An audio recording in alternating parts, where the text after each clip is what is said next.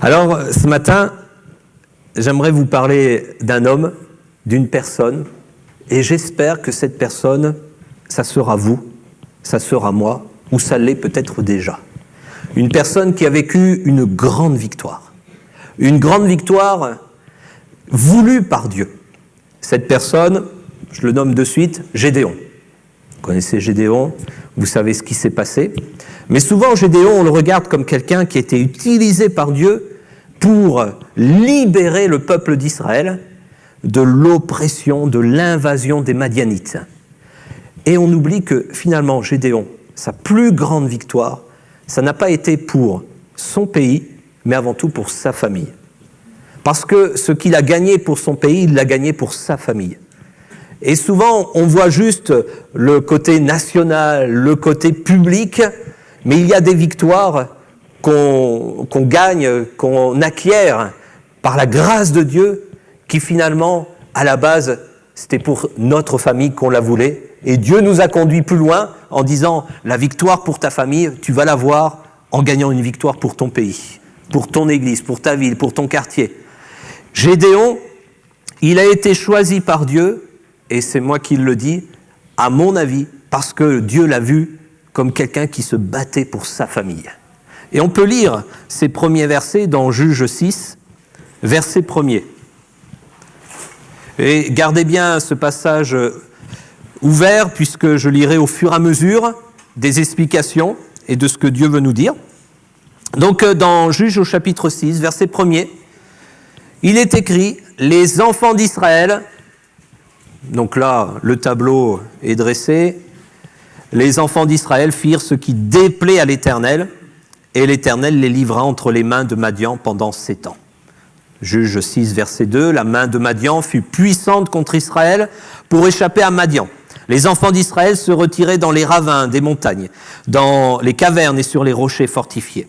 Quand Israël avait semé, Madian montait avec Amalek, on le connaît aussi, ce monsieur, cette tribu, cette population, et les fils de l'Orient. Et ils marchaient contre lui. Ils campaient en face de lui, détruisaient les productions du pays jusque vers Gaza, et ne laissaient en Israël ni vivres, ni brebis, ni bœufs, ni ânes. Car ils montaient avec leurs troupeaux et leurs tentes. Ils arrivaient comme une multitude de sauterelles. Ils étaient innombrables, eux et leurs chameaux, et ils venaient dans le pays pour le ravager. Israël fut très malheureux à cause de Madian, et les enfants d'Israël crièrent à l'Éternel. Lorsque les enfants d'Israël crièrent à l'Éternel au sujet de Madian, l'Éternel envoya un prophète aux enfants d'Israël. Il leur dit « Ainsi parle le Dieu d'Israël. Je vous ai fait monter d'Égypte, et je vous ai fait sortir de la maison de servitude. Je vous ai délivré de la main des Égyptiens et de la main de tous ceux qui vous opprimaient. Je les ai chassés devant vous et je vous ai donné leur pays. Je vous ai dit, je suis l'Éternel, votre Dieu. Vous ne craindrez point les dieux des Amoréens, dans le pays desquels vous habitez, mais vous n'avez point écouté ma voix. » Ça, c'est une réponse à une prière. Puis vint l'ange de l'Éternel, et il s'assit sur le térébinthe d'Ophra, qui appartenait à Joas, de la famille d'Abiézer. Gédéon, son fils, battait du froment au pressoir pour le mettre à l'abri de Madian. J'arrête là la lecture, on continuera plus tard. Mais là, on voit Gédéon, et en vraiment se centrant, se focalisant sur cette personne, Gédéon, je souhaite de tout mon cœur qu'on s'identifie à lui. Là, on voit Gédéon comme étant celui qui a un fardeau pour sa famille. Bien qu'il ne soit pas le père ou le fils aîné, puisque dans la suite du passage, on voit lui-même, il dit « Je suis le petit dernier. Je suis le petit dernier. » Donc, quelque part, Gédéon, c'est un ado ou un jeune. Donc, ça vous concerne, vous qui êtes ado ou jeune, si vous êtes là dans le coin. De dire, il a à cœur sa famille. À cœur sa famille dans un contexte qui est destructeur, qui est ravageur, qui est terrible, qui n'est pas pour la bénédiction de la famille. Il faisait quoi? Il cachait de la nourriture pour que sa famille survive. Il agissait d'une manière particulière pour que sa famille survive, que ces destructeurs qui étaient dans le pays ne viennent pas l'atteindre. Et ce contexte, c'est ce qu'on vit pour nos familles en France. Vous savez que la notion de famille traditionnelle n'existe plus vraiment, même si on y aspire et on veut la vivre. Mais le modèle familial unique, papa, maman, des enfants, jusqu'à ce que la mort nous sépare, on sait que ça a volé en éclats depuis des décennies. Et la société actuelle n'est pas là pour nous encourager, vivez une famille traditionnelle, c'est ce qu'il y a de mieux. Non, plein d'orientations sont données, plein de lois sont mises en place qui ne sont pas là pour dire « on veut maintenir à tout prix ce type de famille ». Et puis, il y a tout un contexte moral au quotidien qui viennent influencer nos familles, qu'on veut tenir, on va dire, à l'écart de certaines dérives du péché d'une manière plus globale. Nous, en tant que croyants, on veut inculquer à nos enfants des valeurs que, à l'école, ils ne reçoivent pas forcément. Ça ne veut pas dire qu'ils ne le reçoivent pas, mais ce n'est pas toujours le cas. Il y a des influences diverses. Un contexte qui n'est pas pour le bien de la famille, loin de là. Et c'est pour ça que c'est un vrai combat. C'est un vrai combat. C'est pas juste « ma famille n'est pas chrétienne, donc je combats pour elle », mais c'est aussi « oui, mes enfants sont dans la foi, nous sommes dans la foi, mais avec tout le contexte dans lequel nous vivons, c'est pas évident de maintenir l'harmonie, la paix dans la famille et de vivre la foi au quotidien.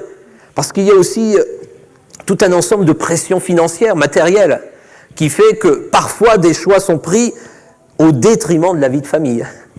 Parce qu'il faut bien assumer le quotidien, il faut bien que l'argent rentre, il faut bien payer les factures et les nouveaux impôts qui arrivent. Il faut bien tous les payer, tout ça. La pression est là. Hein. Le contexte destructeur, on peut le dire, il est là. Il est là. Et au niveau humain, là où à une époque on pouvait avoir le soutien des oncles, des tantes, des grands-parents, de la communauté, du quartier, parfois on se retrouve tout seul, isolé, parfois ou souvent.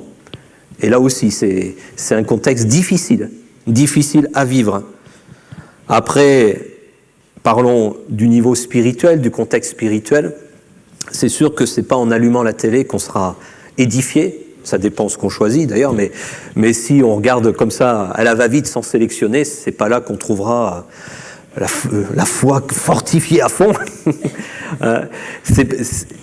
Le contexte spirituel peut aussi même être intérieur, où on a pris des décisions qui n'ont pas été selon la volonté de Dieu, et qui après coup on regrette, mais qui deviennent une source de lutte quotidienne parce qu'on aimerait tant un autre niveau spirituel dans notre maison même.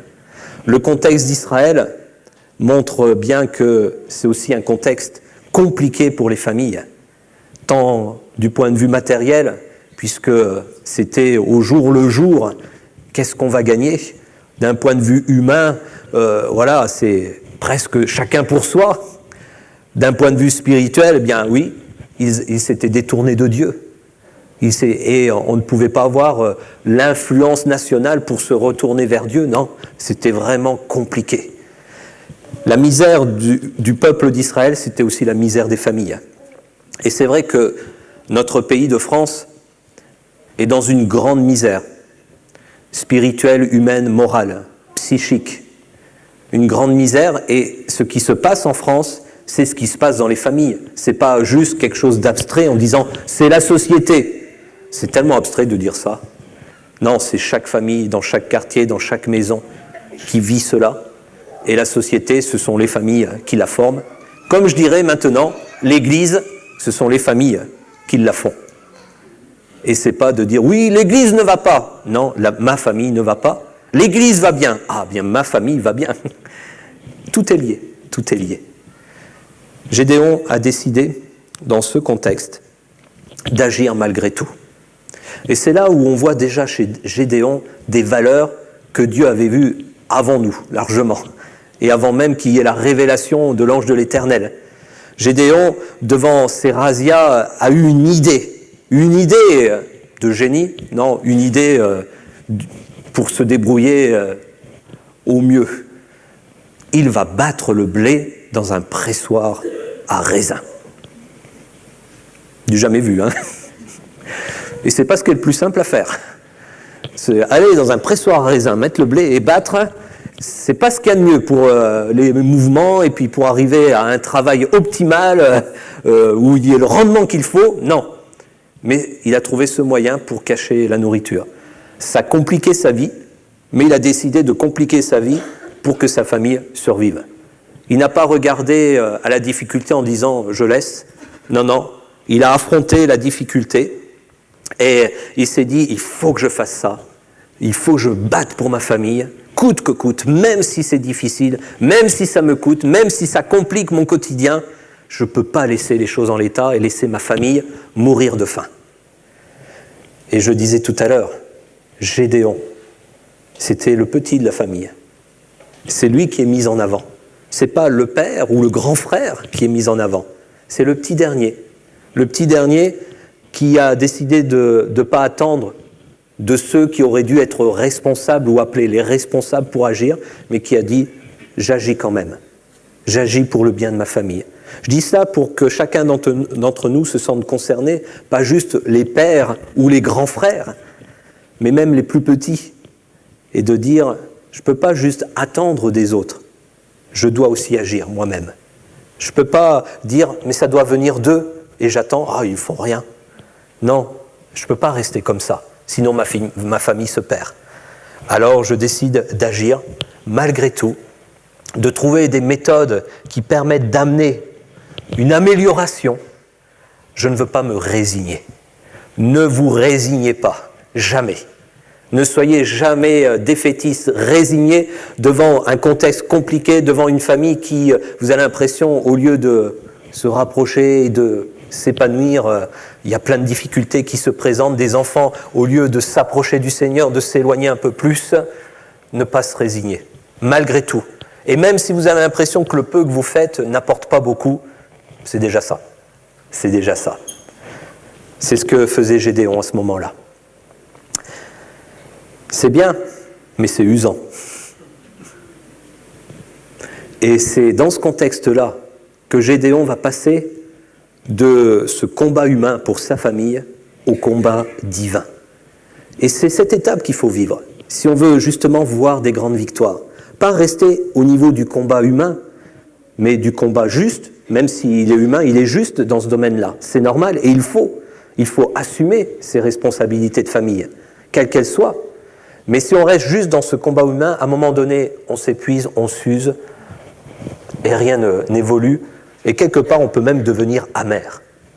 Et dire, voilà, avec tout ce que j'ai fait, toute la peine que je me suis donnée, le Seigneur n'a rien fait, ou on ne m'a pas aidé, on ne m'a pas soutenu, et puis nourrir tout un tas de sentiments amers. Et les grands frères, ils auraient pu se bouger un peu, hein. Il n'y a que moi, et le père, là, et la mère, elle est où? Etc., etc., etc. Mais le Seigneur voit nos combats, voit nos luttes pour notre famille, et voit les dispositions de nos cœurs. C'est surtout ça. Dieu est intervenu pour Gédéon, il a choisi Gédéon. Il aurait pu choisir d'autres. Ce passage est centré sur Gédéon. Il a choisi un homme pour servir d'exemple à nous qui sommes là aujourd'hui. Ce n'est pas que Gédéon soit meilleur qu'un autre, c'est l'exemple qu'il faut suivre, c'est tout. Et Gédéon rencontre l'ange de l'Éternel, et on va lire la suite au verset 12. Juge 6, 12. L'ange de l'Éternel lui apparut et lui dit « L'Éternel est avec toi, vaillant héros. » Gédéon lui dit « Ah, mon Seigneur !» Vous vous rendez compte, là, il est en train de battre le blé dans son pressoir à raisin. Il est là, caché. « Hey, l'Éternel est avec toi, vaillant héros !» C'est qui ce gars-là?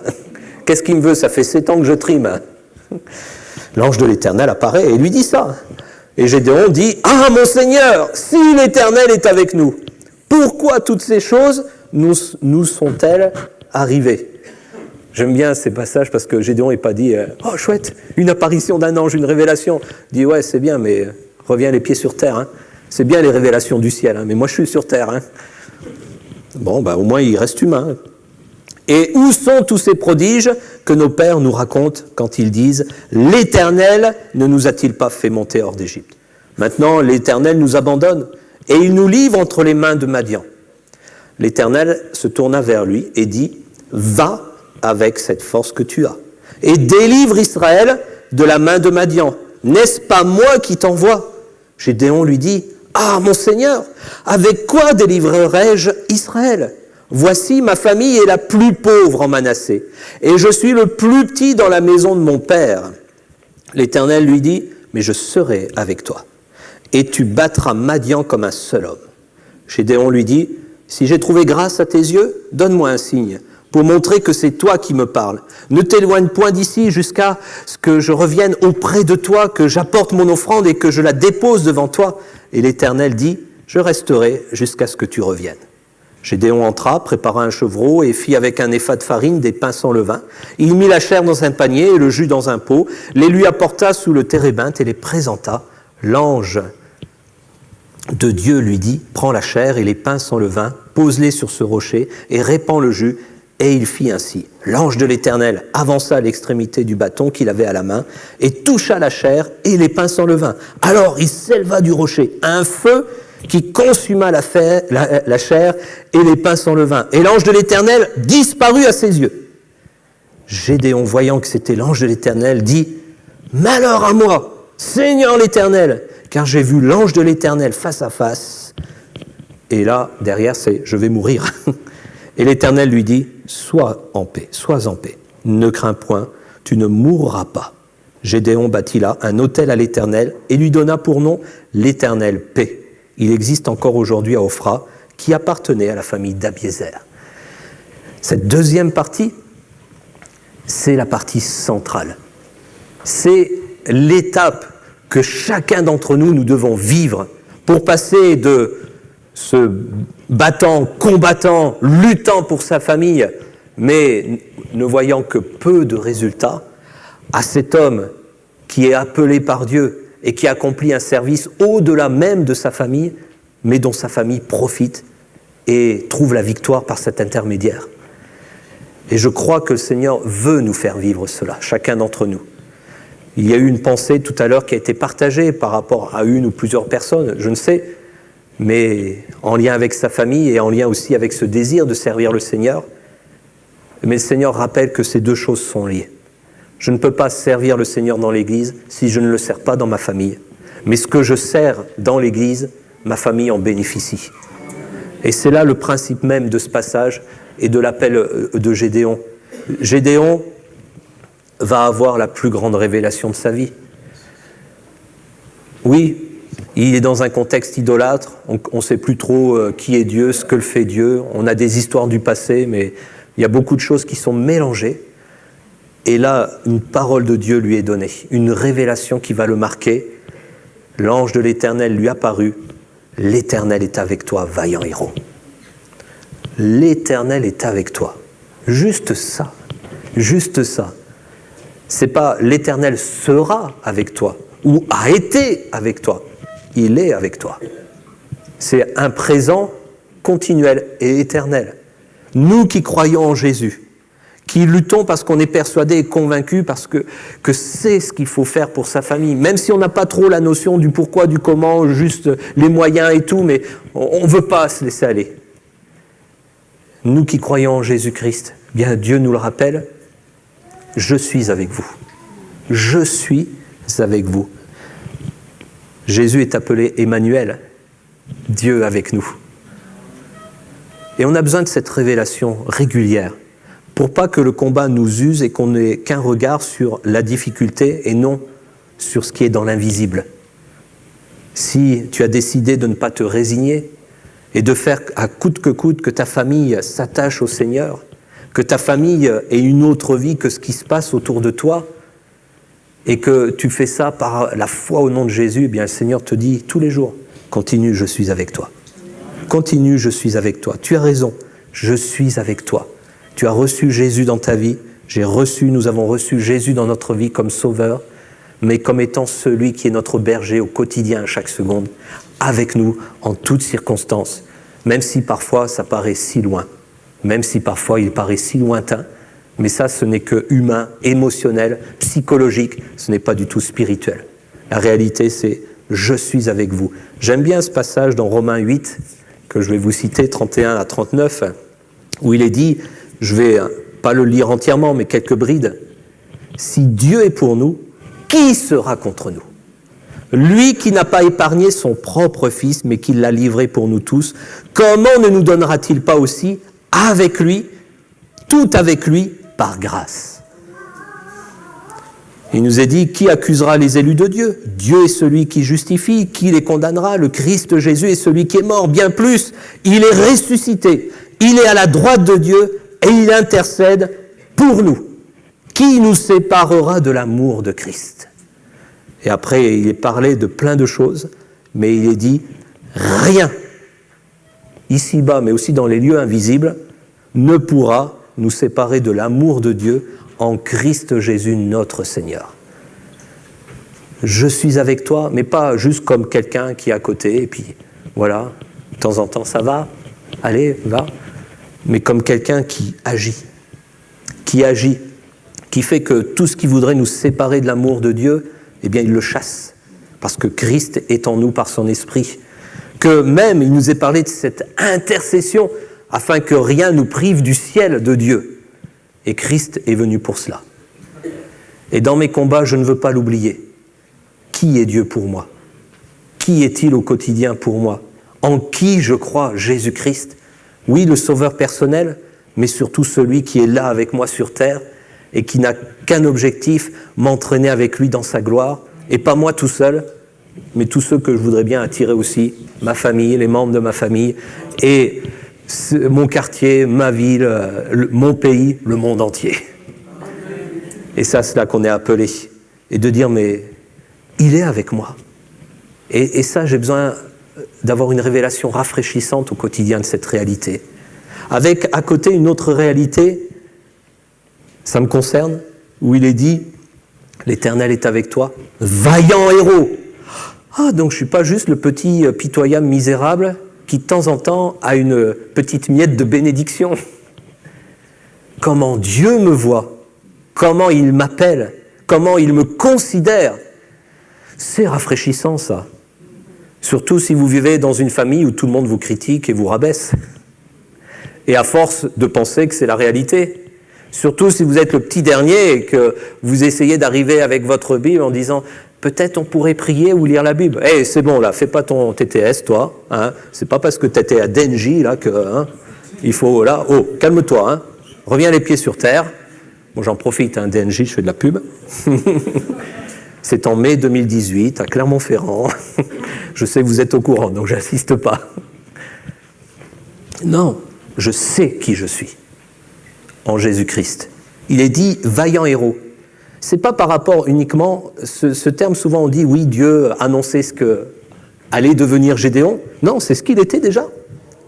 Parce qu'en faisant ce qu'il faisait, cachant la nourriture, se battant pour sa famille, eh bien déjà il montrait que c'était un homme de valeur. Derrière le mot vaillant, un homme de valeur, une personne de valeur, une personne courageuse, une personne qui ne voulait pas laisser faire les choses.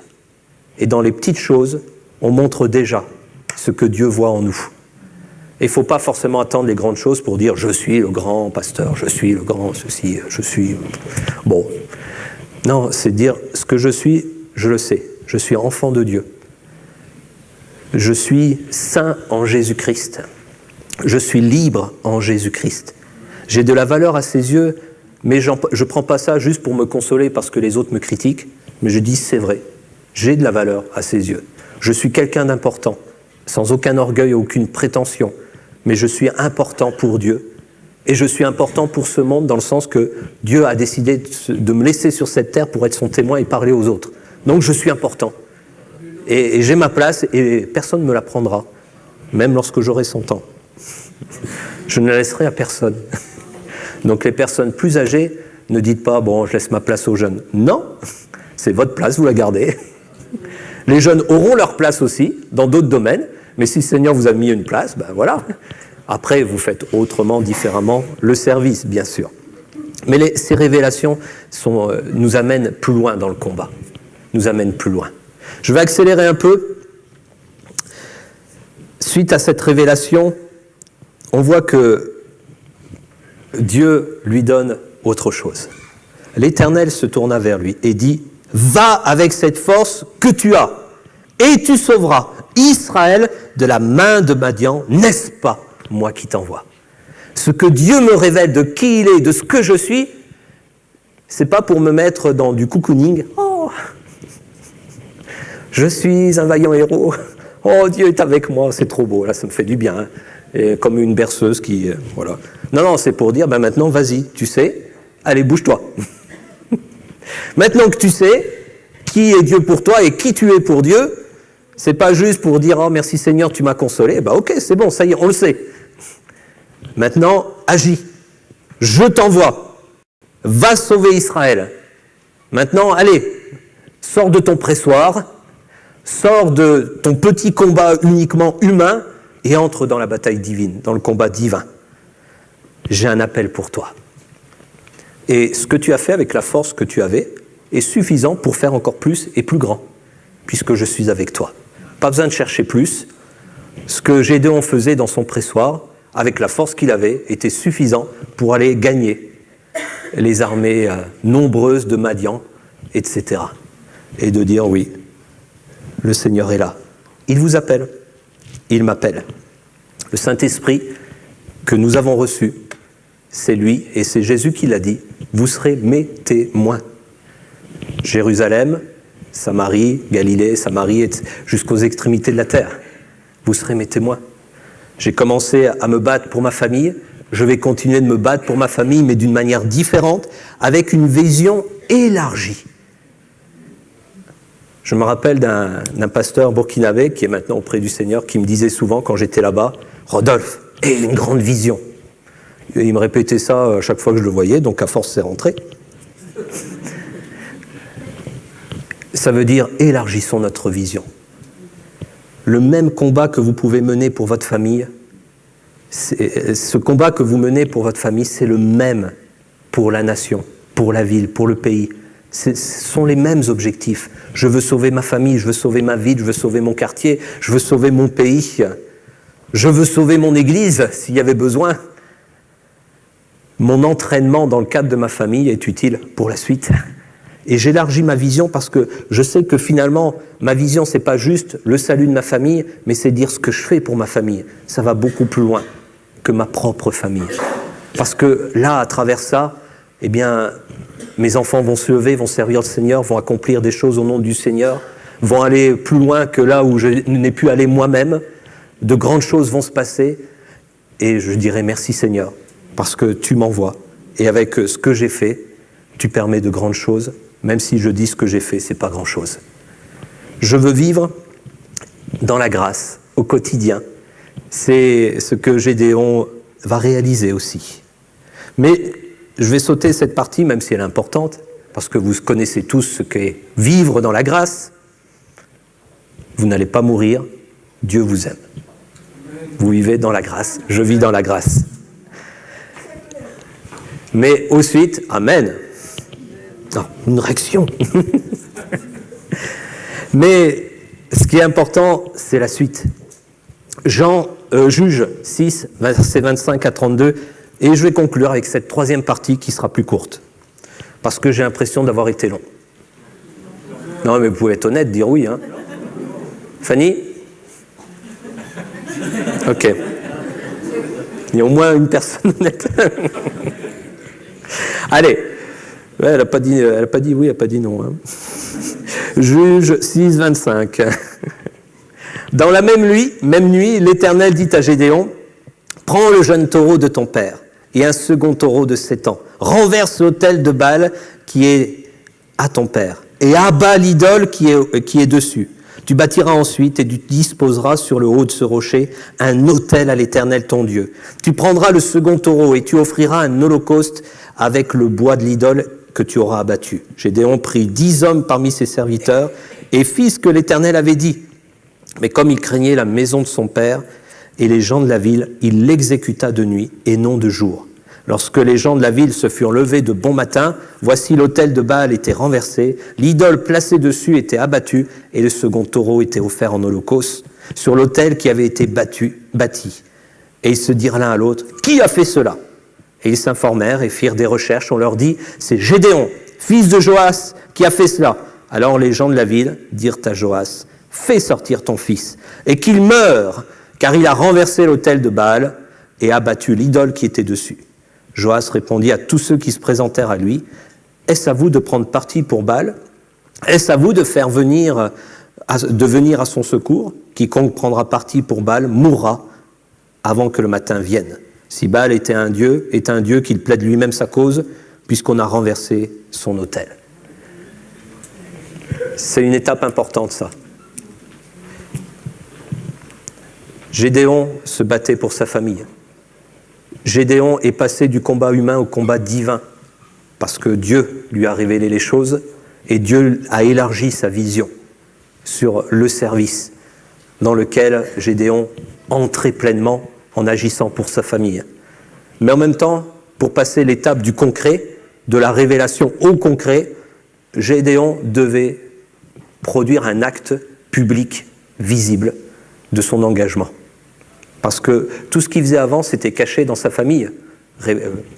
Entretien intime avec Dieu, cacher le blé, c'était pour sa famille. Alors que là, il va faire quelque chose, tout le village va le voir, et il va se retrouver presque au pilori. Et là, mais Dieu lui demande de commencer par son village, de montrer qu'il a changé de combat finalement, qu'il n'est plus ce Gédéon qui fait pour sa famille en se cachant, mais qui est Gédéon qui agit au nom de l'Éternel, étant lié à l'Éternel, étant dans l'obéissance à Dieu, en abattant toutes ses idoles, en étant dans une adoration publique pour Dieu. Une pensée par rapport à ce passage pour arriver rapidement à la conclusion. Quand il est dit « il abat les idoles », derrière ce mot « abattre », il y a une notion de changement d'alliance. Je coupe avec une ancienne alliance et j'entre dans une nouvelle alliance. Je coupe avec cette alliance par rapport aux idoles.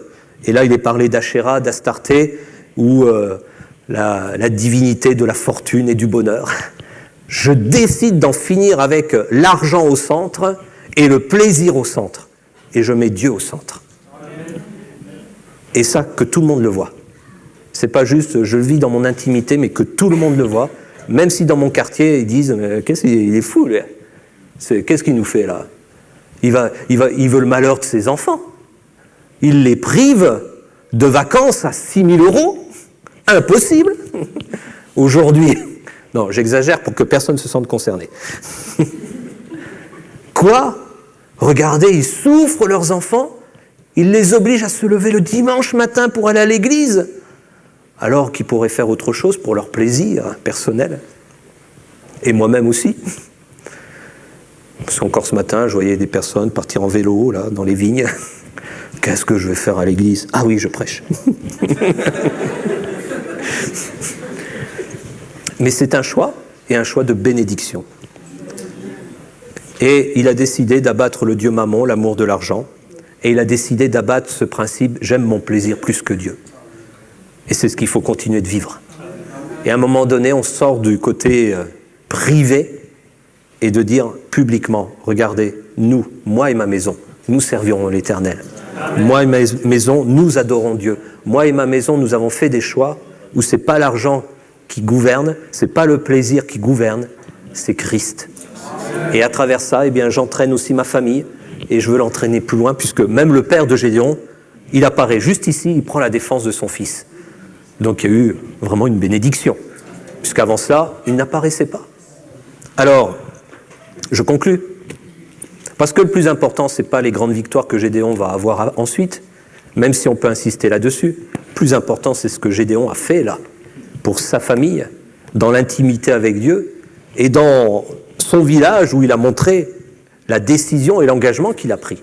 Mais cette bataille qu'il a menée jusqu'au bout, l'a amené à être utilisé par Dieu dans le domaine même national. Et si vous aspirez après de grandes choses, et si vous avez un appel dans votre cœur par rapport à l'œuvre de Dieu, battez-vous pour votre famille. Alors, il vous entraînera à vous battre pour votre pays. Alors on prie le Seigneur et on dit « Seigneur, me voici.